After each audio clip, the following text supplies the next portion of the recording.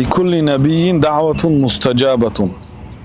هر یک پیغمبر یه دعای مستجاب داره. یعنی دعاهای پیغمبرها در عموم مستجاب است، لیکن الله تعالی برای هر یکی آنها یک دعا دادگی هست که حتما قبول میشه به یگان شک و شبهه.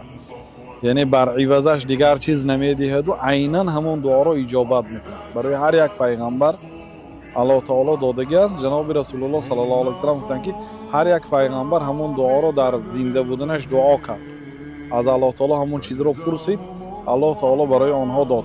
من باشم آن را همچون شفاعت برای امتم به روز قیامت ذخیره کردم. جناب رسول الله صلی الله علیه و سلم برای خودشان یگان چی نپرسیدن از الله تعالی، بلکه برای امتشان ذخیره کردند و گفتند که من مات من امتی لا یشرک بالله شیئا. با اون دعا همون آدم ها نائل میشد که، یعنی اون دعای پیامبر صلی الله علیه و سلم اونها را در بر میگیرد که به الله تعالی چیزی را شریک نآورده. کسی که در دنیا به الله تعالی کسی را یا چیزی را شریک نآورد، به شفاعت جناب رسول الله صلی الله علیه و سلم نائل میشه.